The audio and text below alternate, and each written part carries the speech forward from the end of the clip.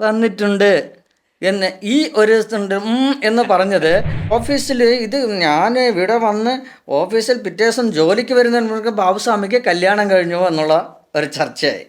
അതുപോലെ നമ്മളവിടെ എത്തിക്കഴിഞ്ഞപ്പോഴാണ് അറിയുന്നത് കൊല്ലത്തു നിന്നുള്ള നാഗാ സൈരന്ധ്രി ദേവിയും ആ ചടങ്ങിൽ പങ്കെടുക്കുന്നു, മുഖ്യാതിഥിയാണ് അറിയാൻ കഴിഞ്ഞത്.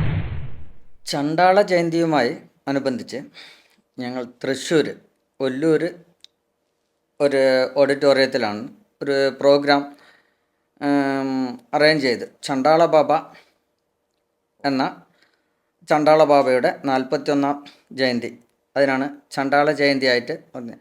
നമ്മൾ എല്ലാ വർഷവും അദ്ദേഹം ക്ഷണിക്കാറുണ്ടായിരുന്നു, എല്ലാ വർഷവും പോകാറുമുണ്ട്, അവരതിനനുസരിച്ച് സ്വീകരിക്കാറുമുണ്ട്. എന്നാൽ ഈ വർഷം നമ്മളെയും ക്ഷണിച്ചു. അതുപോലെ നമ്മളവിടെ എത്തിക്കഴിഞ്ഞപ്പോഴാണ് അറിയുന്നത് കൊല്ലത്തു നിന്നുള്ള നാഗാ സൈരന്ധ്രി ദേവിയും ആ ചടങ്ങിൽ പങ്കെടുക്കുന്നു, മുഖ്യാതിഥിയാണ് അറിയാൻ കഴിഞ്ഞത്. അപ്പോൾ വന്നിരുന്ന എല്ലാ സ്വാമിമാർക്കും അവർ ആദരിക്കപ്പെട്ട എല്ലാവരെയും ആദരിച്ച് മാലയിട്ട് സ്വീകരിക്കുന്ന ഒരു ചടങ്ങുണ്ടായിരുന്നു.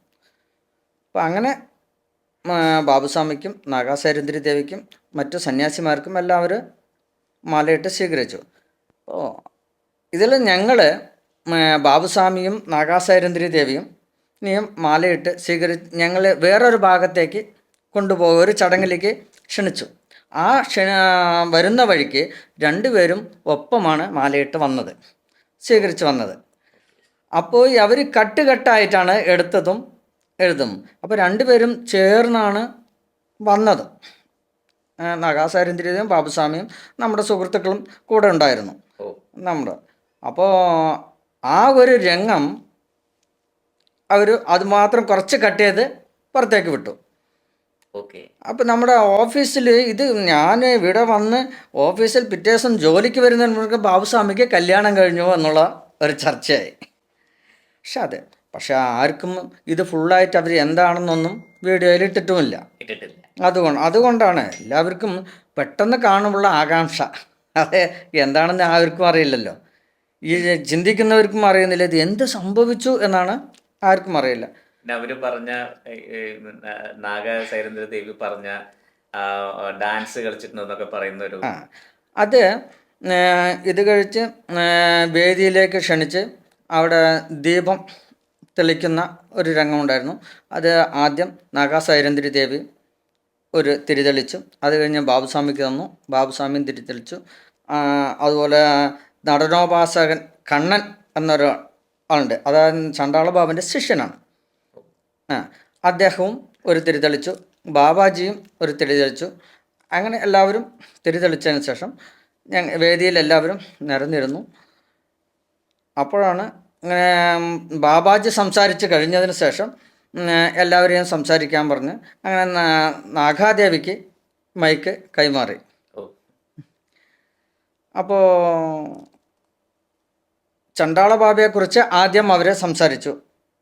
നല്ല ഈ മുഖം ഒരു നല്ല സുന്ദരനാണ് എന്നൊക്കെ അവരുടേതായിട്ടുള്ള ഭാഷയിലും അവരുടെ ഉള്ളിൽ നിന്ന് വരുന്ന ആ ആത്മീയമായ ഇതാണ് നമ്മൾ കാണാൻ പറ്റുന്നത്. പലർക്കും അത് കാണാൻ പറ്റുന്നില്ല, അവർ ആ രീതിയിൽ കാണുന്നതുകൊണ്ട്. പക്ഷെ നല്ല രീതിയിൽ കാണുന്ന ഞങ്ങൾക്ക് അതൊരു പച്ചയായ മനുഷ്യനാണ്, പച്ചയായ സത്യത്തെ ഉൾക്കൊള്ളുന്ന ഒരു ദേവിയാണ്. അത്